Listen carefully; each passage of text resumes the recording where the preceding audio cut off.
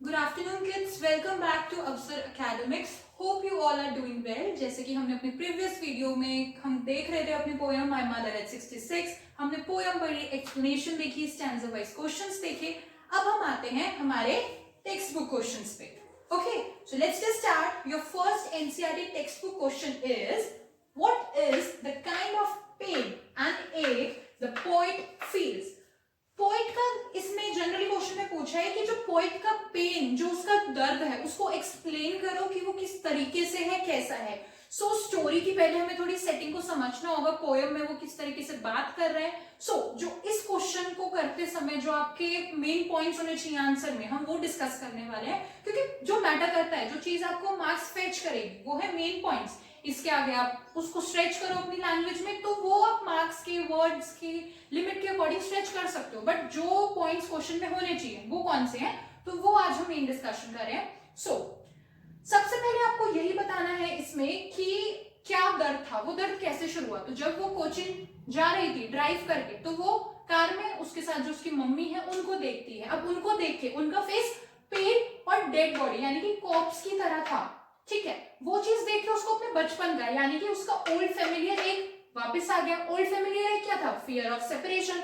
उससे उसको रियलाइज हुआ कि जो एजिंग है यानी कि बुढ़ापा जो है वो एक नेचुरल प्रोसेस है। अब जैसे जैसे उसकी मम्मी की उम्र बढ़ती जा रही है, सेपरेशन उसको उसकी मदर से यानी कि जुदाई, उसकी मम्मी की अप्रोचिंग डेथ वो नियर आ रही है। अब कोई बूढ़ा होगा तो ऑब्वियसली अगर आपने जन्म लिया, आपका डेथ इज इनएविटेबल, उसको कोई रोक ही नहीं सकता, होगा ही होगा। ये मेन पॉइंट्स हैं, इनको थ्रेड की तरह कनेक्ट करते जाओ।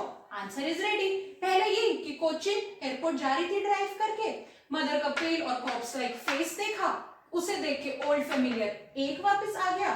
क्या रियलाइज हुआ, एजिंग तो नेचुरल प्रोसेस है, मृत्यु तो होगी ही होगी। अब जैसे जैसे एज हो रही है, मदर से सेपरेशन होगा क्योंकि डेथ इनएविटेबल है, आनी ही आनी है। इस क्वेश्चन में आप इस तरीके से आंसर लिखेंगे। ठीक है, next question, what are the young trees describe as sprinting. जो यंग ट्रीज हैं उनको स्प्रिंटिंग क्यों बोला गया है। जब वो कार से बाहर देखती है, स्प्रिंटिंग ट्रीज दिखाई देते हैं। अब स्प्रिंटिंग है क्या, बोला क्यों है।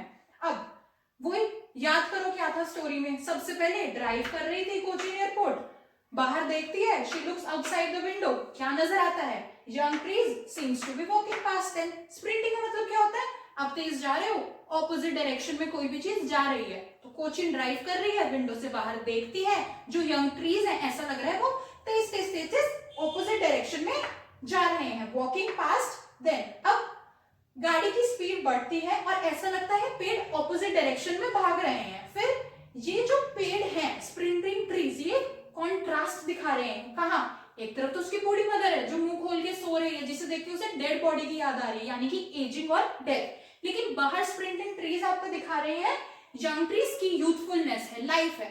तो इस तरीके से पहले बताना है। कोचिन एयरपोर्ट जा रही थी, विंडो के बाहर देखती है, यंग ट्रीज उसको दिखते हैं कि वॉक कर रहे हैं, गाड़ी की स्पीड बढ़ती है, ट्रीज भी भागते हुए नजर आते हैं।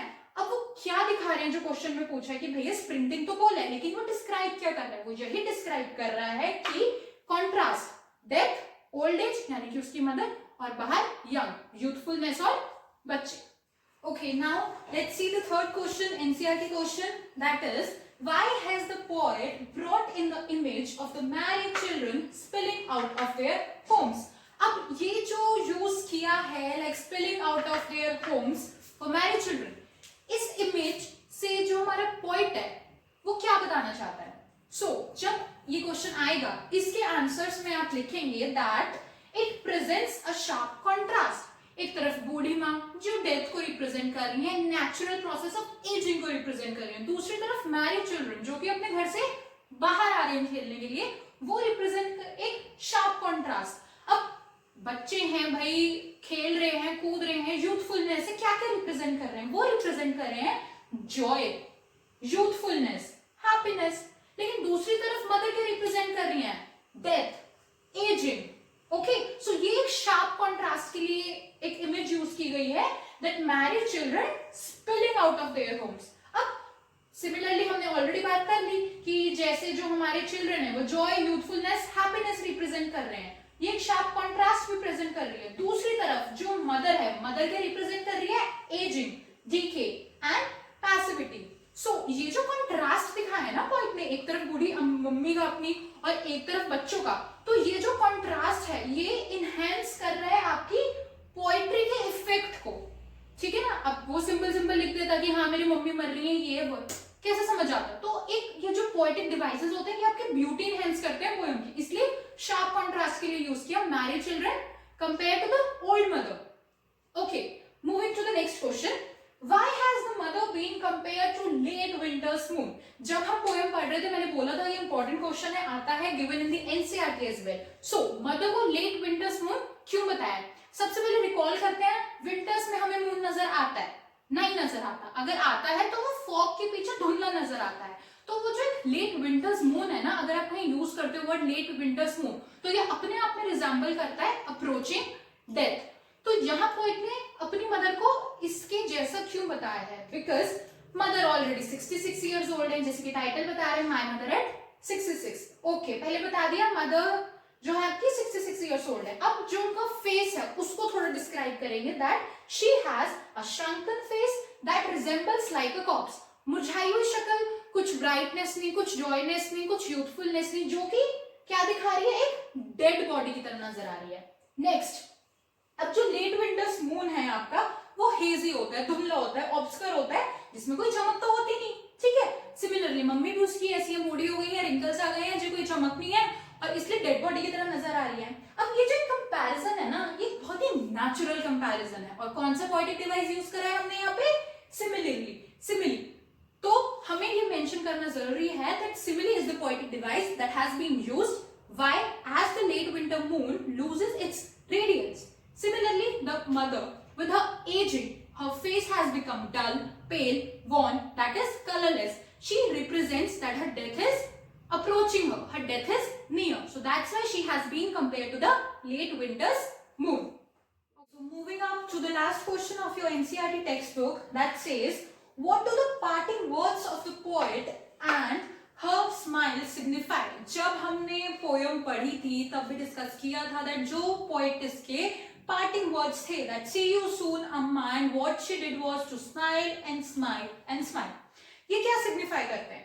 एनसीईआरटी क्वेश्चन भी है, आता भी है।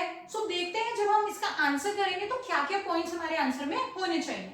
सबसे पहले जो पार्टिंग वर्ड्स थे ना पोएटिस की, वो एक एश्योरेंस दे रहे थे कि हाँ जल्द ही मैं अपनी मदर से मिलूंगी। जो उसकी स्माइल थी वो एक शार्प कॉन्ट्रास्ट थी उसके ओल्ड फेमिलियर एक के, यानी कि फियर ऑफ सेपरेशन। अब अपने फियर ऑफ सेपरेशन को छुपाने के लिए वो कॉन्टिन्यूअसली स्माइल करे जा रही थी। हमने देखा भी है 3 बार था, smile and smile and smile. अब जो वो बोल रही थी और जो उसकी एक्सप्रेशंस थे, यानी कि जो वो बोल रही थी और जो उसकी स्माइल थी, वो एक डेलिबरेट अटेम्प्ट था कि जो उसके रियल फीलिंग्स हैं उन्हें छुपा पाए। अब कोई बीमार होता है, अब उसको थोड़ी बोलते हैं हाँ तू तो बीमार है, तू तो मर जाएगा, नहीं, हम ऐसा नहीं बोलते। हम इसी तरीके से पोएटिस कर रही थी, उसको पता है कि हाँ उसकी मदर की डेथ नियर है, बट वो जो उसके मन में था वो अपने वर्ड्स के थ्रू नहीं दिखा रही थी, अपनी स्माइल और वर्ड्स के थ्रू उनको हाइड कर रही। सो तो that was an deliberate attempt by the poet's. अब जो उसके पार्टिंग वर्ड्स थे, सी यू सून अम्मा, वो एक एश्योरेंस दे रहे थे उस बूढ़ी औरत को जिसकी तुलना पोएटिस ने एक डेड बॉडी से की है, ठीक है। और वो बार बार कॉन्टिन्यू स्माइल भी कर रही थी। वो स्माइल अपना दर्द छुपाने के लिए कर रही थी, सो दैट जो उसके अंदर मन में दर्द है कि उसकी मम्मी मर जाएंगी, उनकी उनसे जुदाई हो जाएगी, उसको छुपाने के लिए। अब हमेशा ये चीज इस आंसर को लिखते बार ये बताना, ये जो 3 बार smile and smile and smile बोला गया है, इन तीनों स्माइल के डिफरेंट मीनिंग है। क्या मीनिंग है? फर्स्ट स्माइल का मतलब है रियलाइजेशन। पोएटिस को रियलाइजेशन हो रहा है दैट उसकी मदर अब बूढ़ी हो चुकी है। हो सकता है कि जब वो अगली बार आए उसको उसकी मदर मिले भी ना। पोएटिस अपने काम में, लाइफ में इतनी बिजी हो गई कि अपनी मम्मी को टाइम ही नहीं दे पाई। नेक्स्ट जो स्माइल है वो दिखा रही है उसका ब्रेव फ्रंट। ब्रेव फ्रंट मतलब उसको पता है उसकी मम्मी मरने वाली है, बट वो एक बोल्ड बन के दिखा रही है अपनी मदर को। उसको नहीं बोल सकती कि भैया बीमार हो, आप मर जाओगे। And the last smile signifies the reassurance to meet her mother again. उसके मन में होप है कि हाँ मैं अपनी मम्मी से मिलूंगी नेक्स्ट टाइम, है ना। तभी तो वो बोलती है सी यू सून अम्मा। So that was your NCERT text book questions for the poem my mother at 66 by Kamala Das. So इसके साथ हमारी पोएम खत्म होती है। हमने 3 वीडियोस में इस पोएम को कवर करने की कोशिश की। अब बैक टू बैक हमारी वीडियोस देख सकते हैं। स्टिल अगर आपको कोई डाउट हो किसी क्वेश्चन में, किसी स्टैंजा में, सो आप कमेंट सेक्शन में हमें बता सकते हैं। सो वीडियो को लाइक करो, शेयर करो और चैनल को सब्सक्राइब करो। Thank you.